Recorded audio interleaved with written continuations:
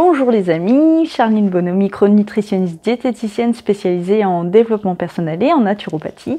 Aujourd'hui une petite vidéo dans mon bureau, j'avais envie de vous faire changer de décor, puis c'est aussi parce que je manque de temps et je me suis dit que je voulais absolument faire cette vidéo cette semaine parce que c'est un peu des questions là qui sont assez récurrentes dans mes consultations et je me suis dit que ça allait vous intéresser comme toujours. Je voulais vous faire partager justement ces expériences que j'ai au cours de mes consultations.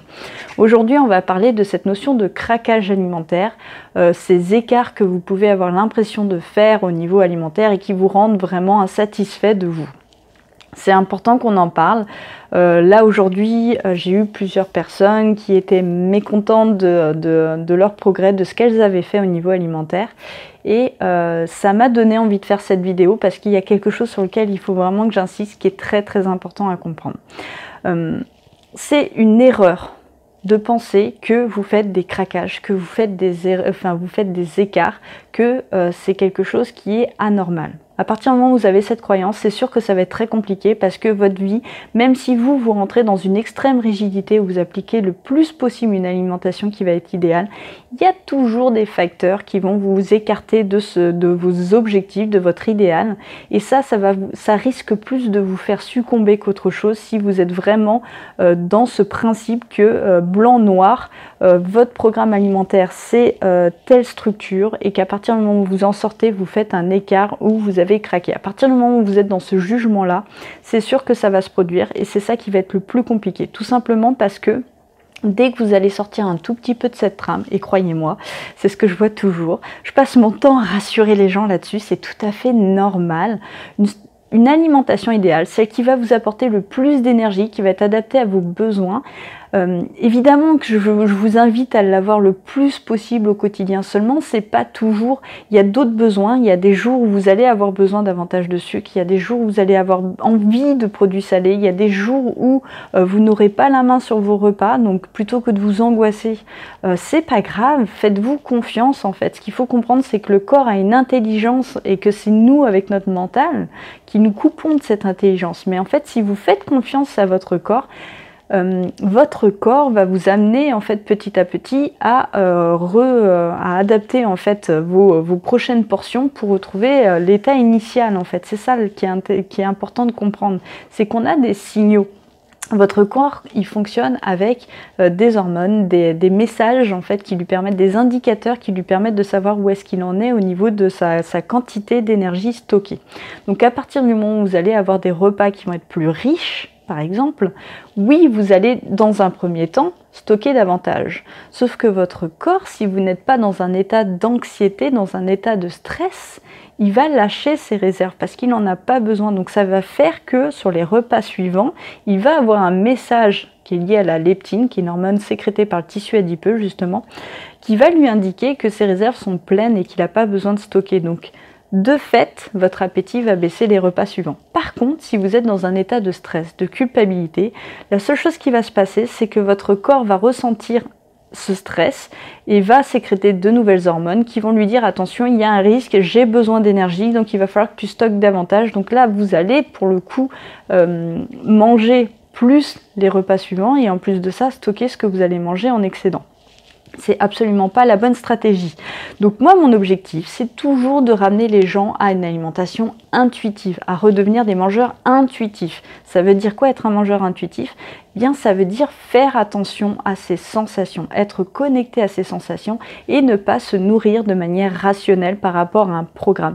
Si on vous parle d'équilibrage alimentaire, de structure alimentaire, que c'est qu'un rééquilibrage et que c'est pas un régime, mais que on vous dit qu'il ne faut absolument pas sortir de cette structure, c'est un régime déguisé en fait. Si vous êtes vraiment dans une rigidité, une alimentation qui n'est pas du tout connectée à vos sensations et juste liée à une structure qu'on a définie, c'est un régime, enfin un régime restrictif ou un régime spécifique, mais en tout cas ce n'est pas un rééquilibrage alimentaire puisque vous n'êtes pas connecté à vos besoins, à vos sensations et surtout ce n'est pas quelque chose qui vous permet d'être flexible. Dès qu'il y a une rigidité, on est dans un régime avec toutes les conséquences que ça peut avoir, c'est-à-dire sortir, une phase de restriction qui peut fonctionner pendant un temps, et puis dès qu'on a quelque chose qui fait sortir de cette structure, un fait, un repas extérieur, quelque chose, en tout cas n'importe quoi, un aléa de la vie, vous allez tomber dans le cercle vicieux. On va se dire, allez, pour une fois j'y vais, et puis allez, puisque j'ai craqué, je peux reprendre, enfin puisque c'est foutu, je peux me laisser aller, et puis à la fin, je me rattraperai demain. Donc ça, c'est vraiment le cercle vicieux classique. Donc à partir du moment où vous vous dites là j'applique ma structure, je suis vraiment, j'ai fait des efforts, nanana, vous allez forcément tomber à un moment ou à un autre face à un obstacle qui ne va pas vous permettre de respecter la structure alimentaire. Et là, dès que vous allez sortir du cadre, c'est à coup sûr la dégringolade, le gros craquage, là vous allez vraiment tomber dans l'excès. Ou alors, vous allez avoir envie de vous récompenser parce que vous avez la sensation de faire des efforts au quotidien. Donc ça, c'est pas du tout mon approche. Moi, mon approche, c'est vraiment d'amener les gens, de leur définir une alimentation qui est la plus adaptée, qui va servir leurs objectifs, que ce soit en termes d'énergie, en termes de poids de forme, etc. Donc là, on définit ensemble un programme alimentaire. Et le principal, c'est de suivre cette tendance, de s'en rapprocher le maximum, mais surtout d'oser aussi sortir et de faire confiance à son corps, à ses sensations.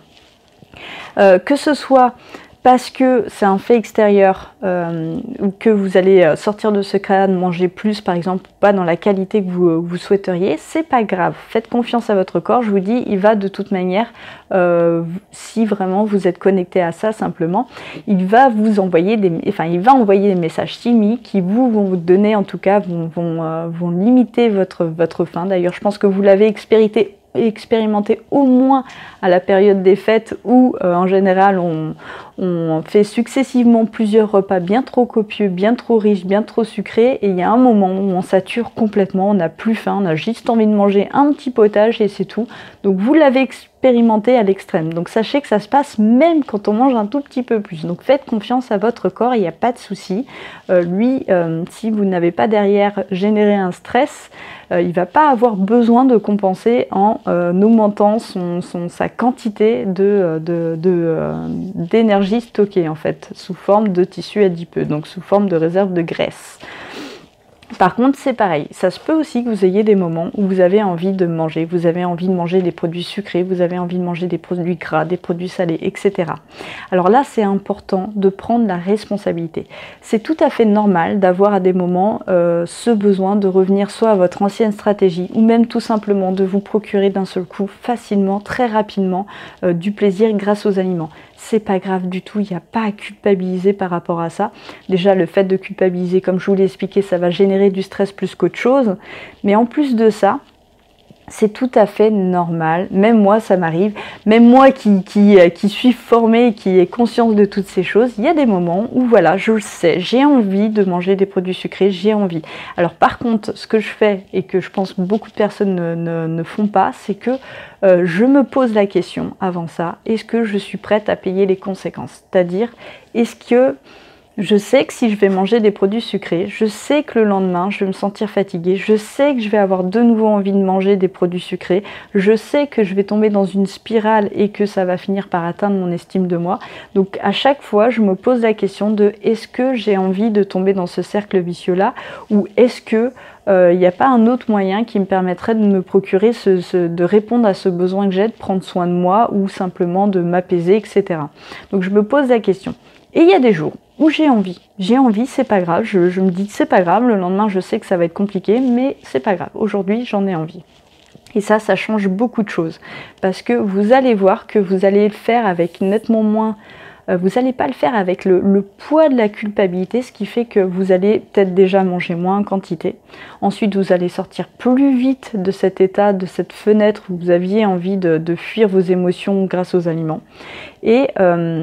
Et le fait de prendre sa responsabilité aussi permet d'améliorer son estime de soi petit à petit au fil de ses actions, au fil de ses décisions. Donc ça, c'est une très bonne chose parce qu'il y a aussi beaucoup d'émotions qu'on fuit, notamment le manque d'amour de soi, etc. grâce aux aliments. Donc le fait de nourrir votre estime de vous en prenant la décision, en prenant la responsabilité, c'est comme si vous étiez cette bonne amie pour vous qui vous soutient, quoi qu'il en soit, dans toutes les décisions. Et quand vous avez aussi envie de vous faire du mal, ou de en tout cas pas vous montrer sous votre meilleur jour, bah c'est pas grave, elle vous aime quand même, quoi qu'il en soit. Donc faites ça pour vous. Et je vous promets que à partir du moment où vous appliquez ça à chaque fois que vous avez ces envies de grignotage, il n'y aura plus cette notion de craquage, il n'y aura plus cette notion d'écart, il n'y aura plus cette culpabilité et ce sera beaucoup plus facile de revenir tout de suite, en tout cas, à ce qui est bon pour vous, à ce qui vous apporte ce dont vous avez besoin, à cette énergie. Et ça ira nettement plus vite. Voilà, donc c'était vraiment ce que je voulais vous partager aujourd'hui. J'espère que ça aidera les gens qui aujourd'hui se sentent pas bien parce qu'ils ont l'impression d'avoir relâché tous les efforts de ces fameuses résolutions du 1er janvier, parce qu'on est milieu février, donc là en général c'est le moment où ça retombe. D'ailleurs il y en a beaucoup pour qui c'est retombé, donc voilà, en tout cas accrochez-vous. Le principal c'est vraiment de voir les progrès petit à petit qui vous amènent à l'énergie, à l'alimentation qui vous apporte le plus d'énergie. C'est ça l'important. Même quand vous avez fait des craquages, regardez ce qui se passait les autres années. Peut-être qu'aujourd'hui vous avez mangé 2 fois moins de chocolat, peut-être que ça a duré nettement moins en termes de fenêtre de temps où vous avez grignoté. Donc c'est tous ces progrès sur lesquels il faut se concentrer parce que il y a du changement. Petit à petit, vous vous rapprochez de votre idéal. C'est ça l'important. Voilà, c'est tout pour aujourd'hui. On se retrouve pour une prochaine vidéo. Bye bye.